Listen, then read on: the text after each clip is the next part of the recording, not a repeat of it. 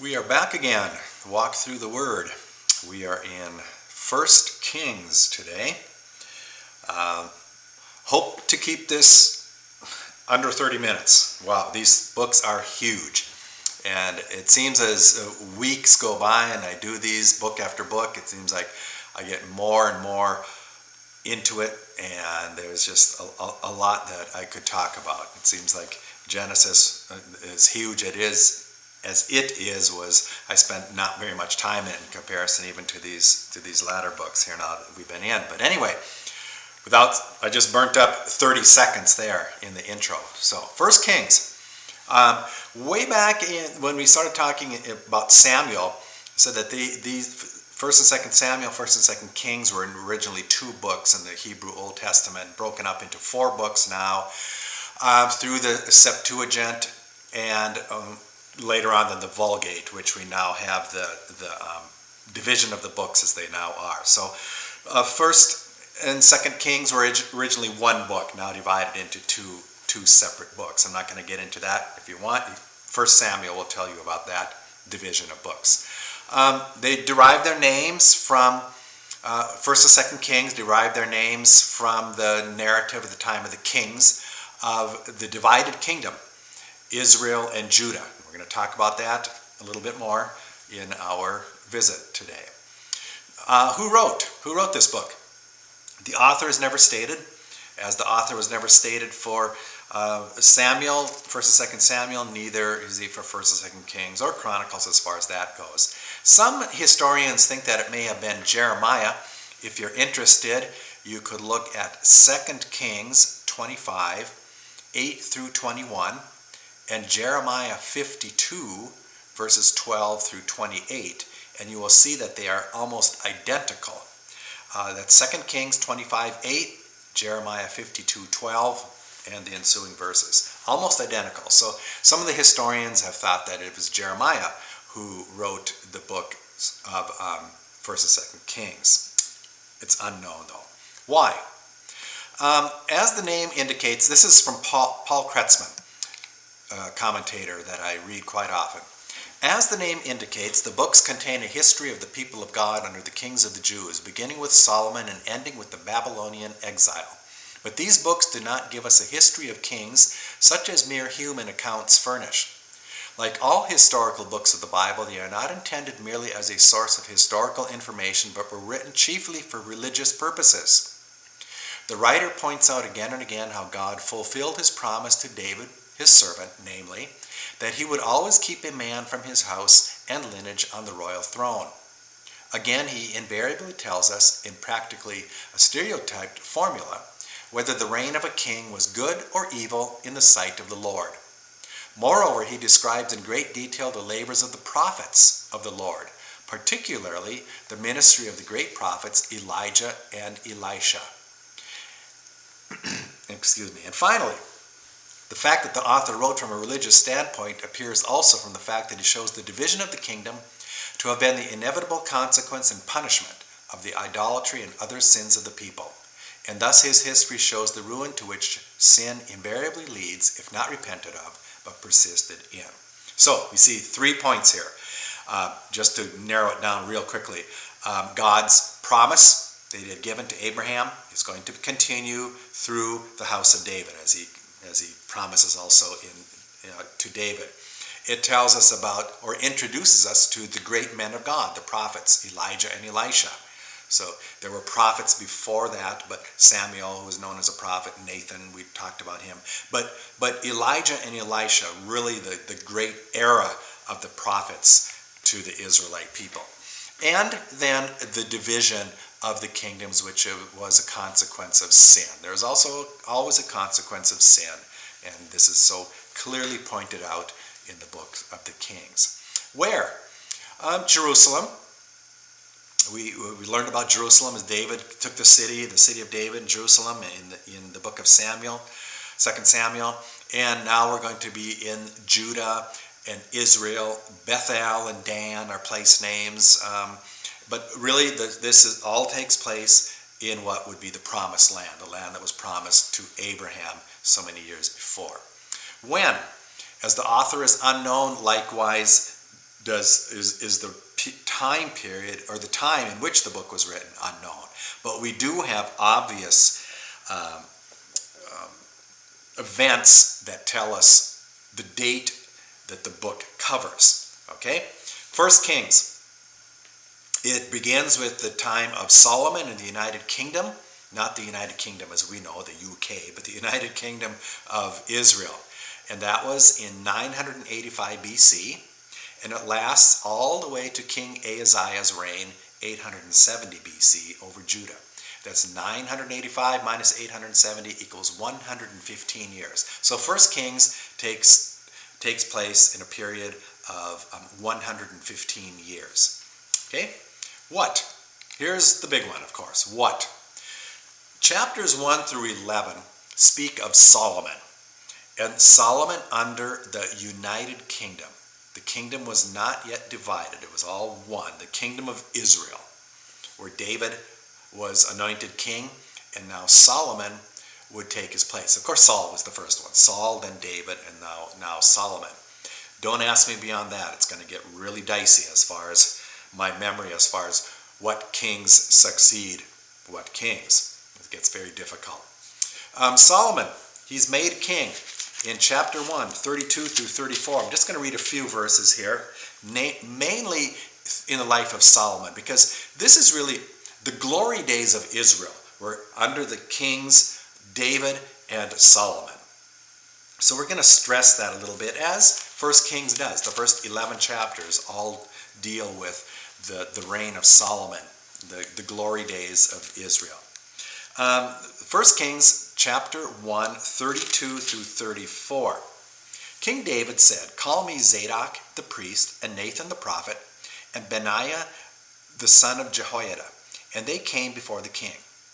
The king also said unto them, "Take with you the servants of your Lord, and cause Solomon my son to ride upon mine own mule, and bring him down to Gihon.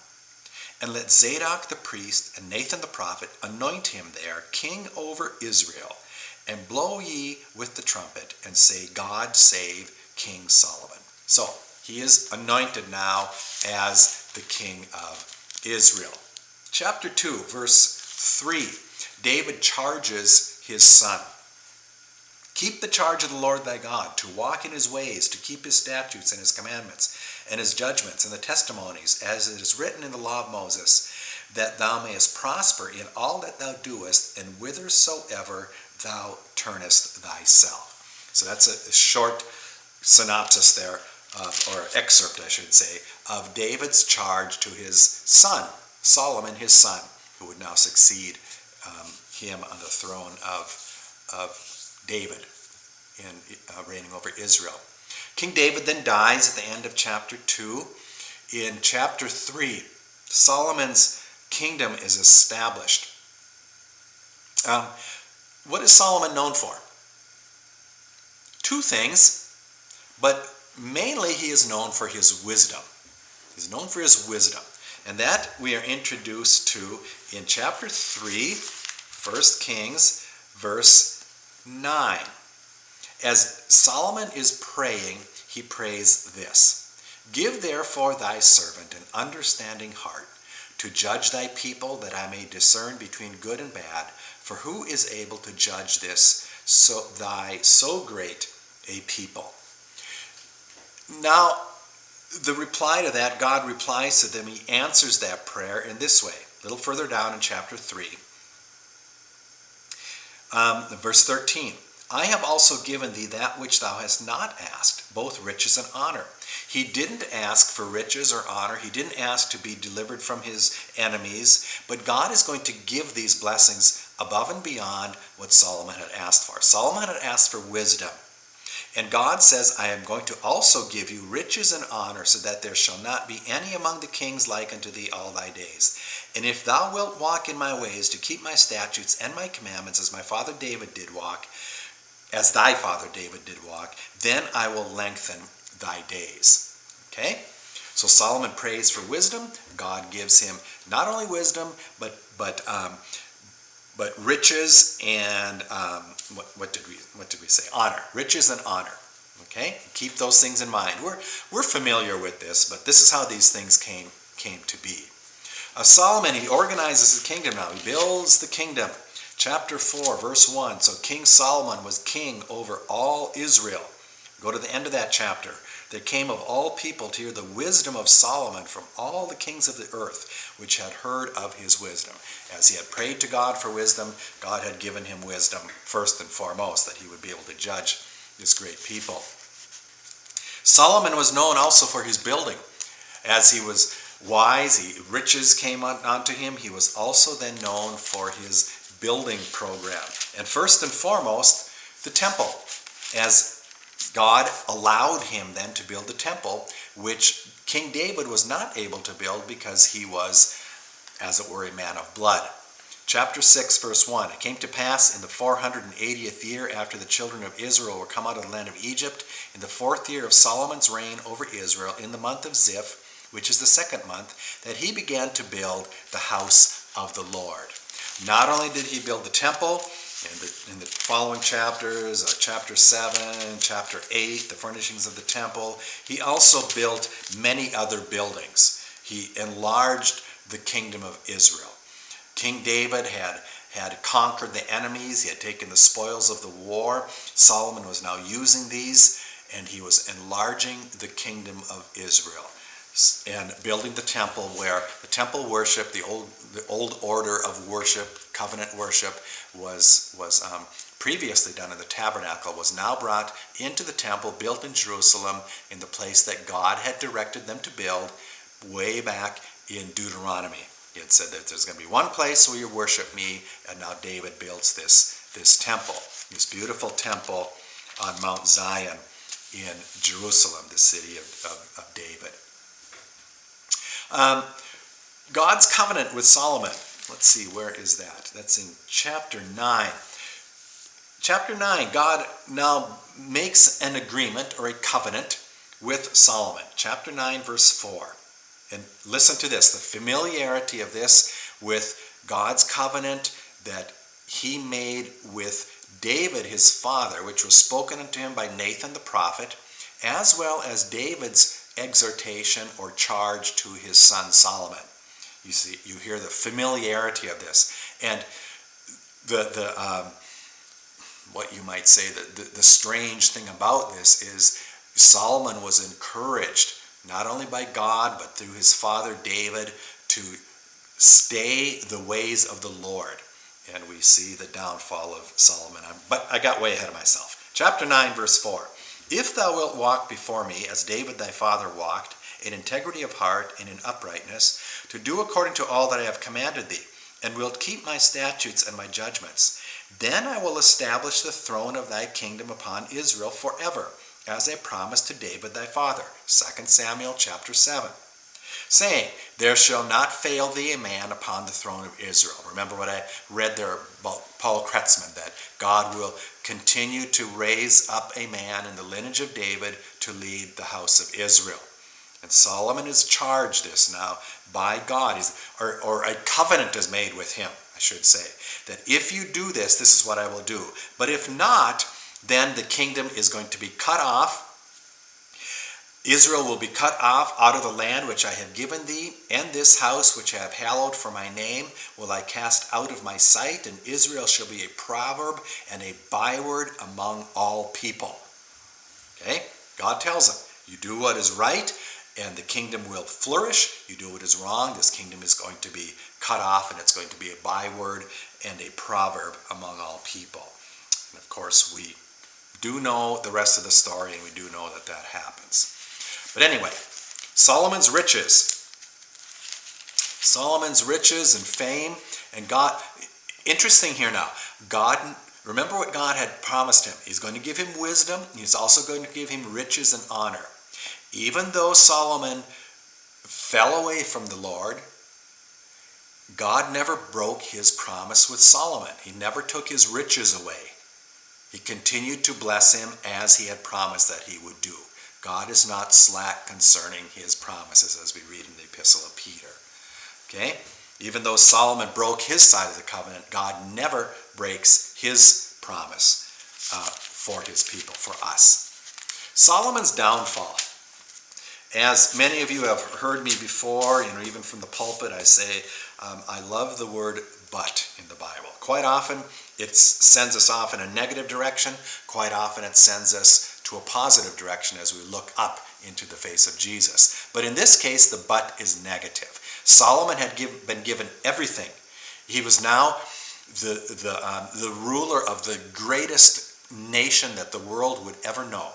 And that's what the Bible tells us, that there was never a king like King Solomon, never a king who had the riches as King Solomon, never a man who was as wise as King Solomon, of course, excepting Jesus himself.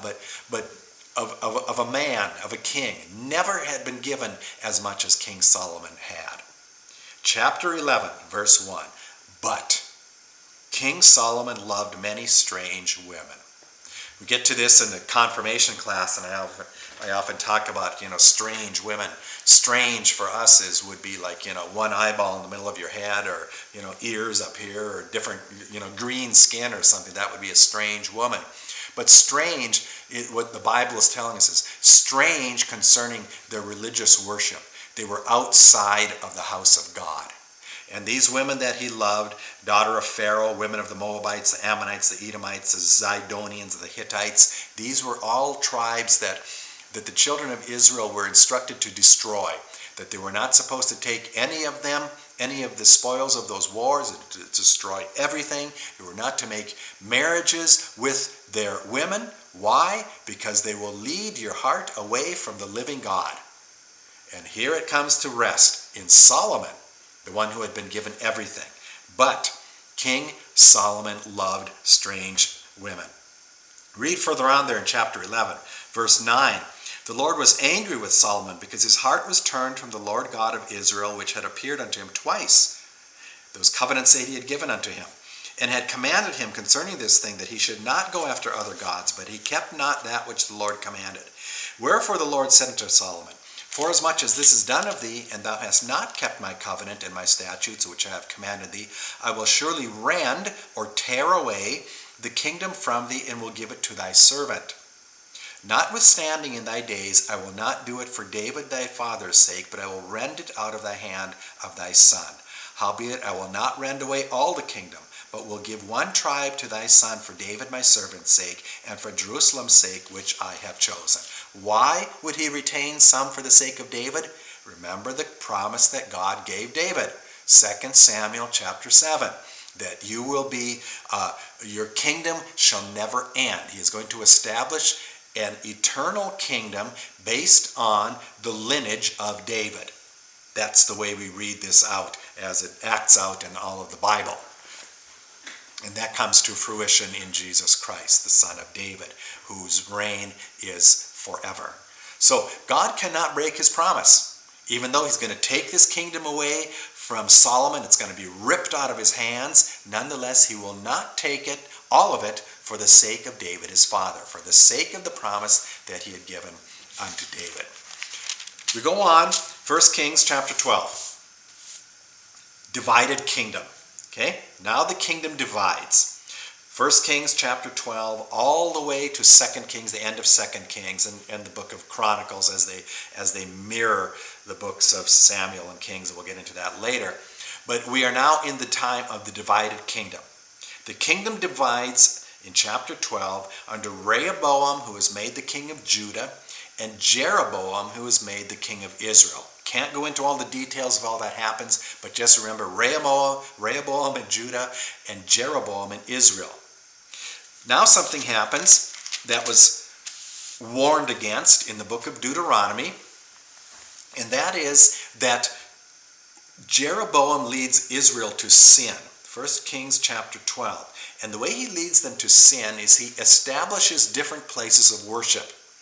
In the book of Deuteronomy, chapter 12, God tells Moses that when your people enter into the promised land, I am going to show them a place, one place where I will be worshipped. I will be worshipped in one place.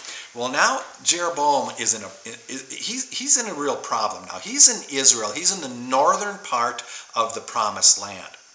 And he knows that if his people go down to Jerusalem, where Rehoboam is the king, that they would go down to Jerusalem to the temple to worship there, they might stay down there.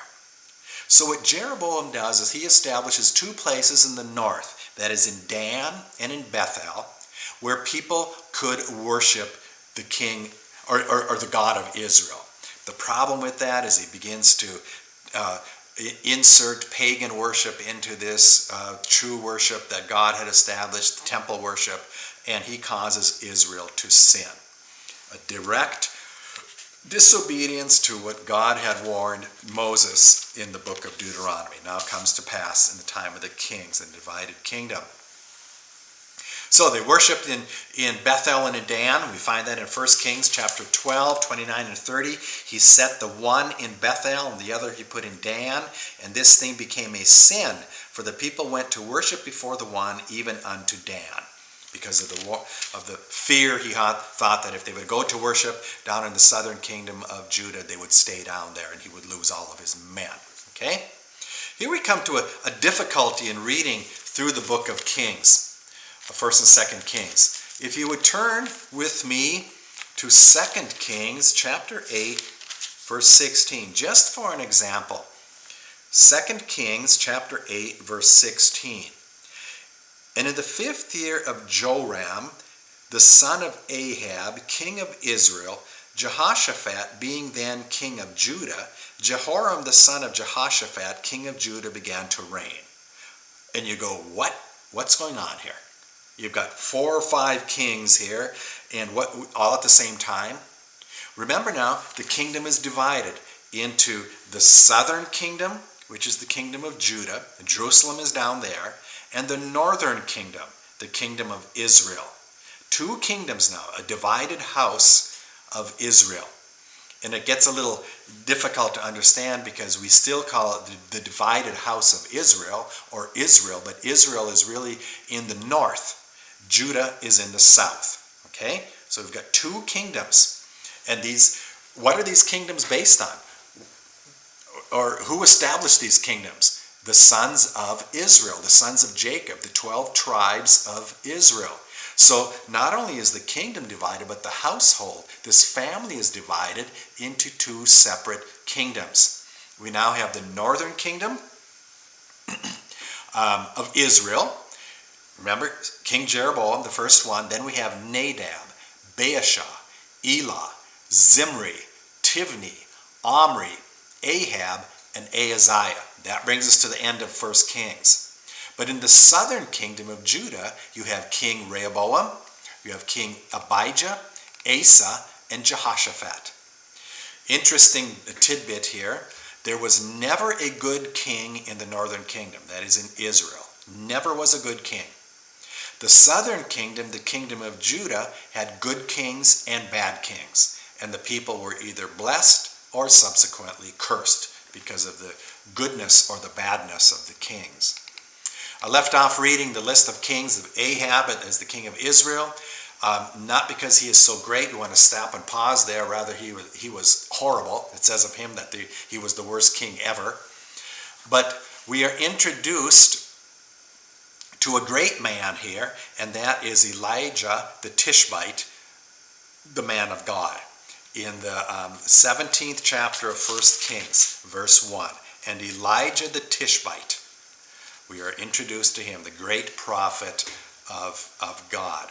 And we're going to learn more about him in 2 Kings, Elijah and his successor Elisha, but then I don't want to get ahead of myself again. I have a tendency to do that. 2 Kings ends with Jehoshaphat being the king of Judah, and Ahaziah succeeding Ahab as the king of Israel. And just to go back to Ahab a little, or Elijah a little bit here, in the book of Kings, the last part of the book of Kings, we have some of the miracles that Elijah performed. Remember the miracle of the barrel of meal that never ran out, who was the widow of Zarephath, I think is how it's pronounced.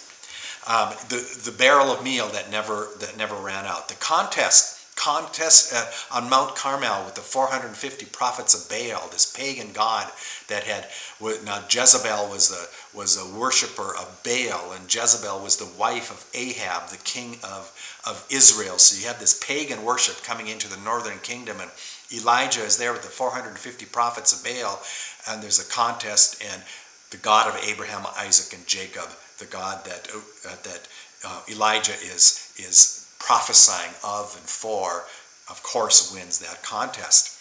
After that, of course, he prays for rain, as there was no rain upon the land. He is running from Queen Jezebel. He runs and hides in a cave, and God speaks to him in that cave. This is all the life of Elijah. Remember Naboth's vineyard? How Ahab wanted the vineyard of Naboth, and he couldn't. Naboth wouldn't sell it. So Jezebel concocts this horrible scheme that he would get the vineyard. You can read all about that in Bible history books, as well as the Bible itself, of course. And last of all, his prophecy against Ahab. So the book of 1 Kings ends in this way, with Jehoshaphat, the king of Judah. And remember what I said, the kings of Judah, there were some that were good and some that were bad. Well, this King Jehoshaphat, he's sort of good and bad. If I can go back and forth here, paging, I'm going to read a little bit of one verse about Jehoshaphat. He was 35 years old when he began to reign. He walked in all the ways of Asa his father. He turned not aside from it, doing that which was right in the eyes of the Lord. So that he's good, okay? He's doing good. He's walking according to the law of God. Nevertheless, the high places were not taken away. And by high places, we're talking about the places where the pagan worship took place. The high places, or it's also the places for pagan worship, would be a direct translation of that.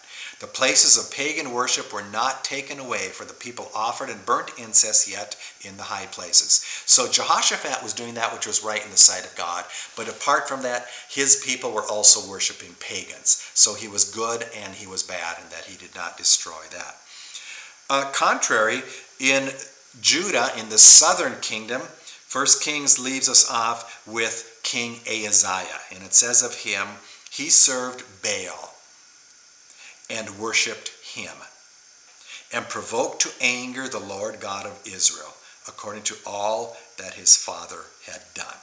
So we begin with Solomon, and we end in the United Kingdom, and we end the book of 1 Kings, the divided kingdom, with Jehoshaphat ruling over Judah, and Ahaziah ruling over the northern kingdom of Israel. A kingdom which is divided against itself cannot stand. Another sort of sad book in the history of the children of Israel. We'll continue on with 2 Kings, as there really is no division. You can read 1 Kings to 2 Kings without a pause. It just continues on in the same narrative of the house of Israel. But until we meet again, God's peace be with all of you.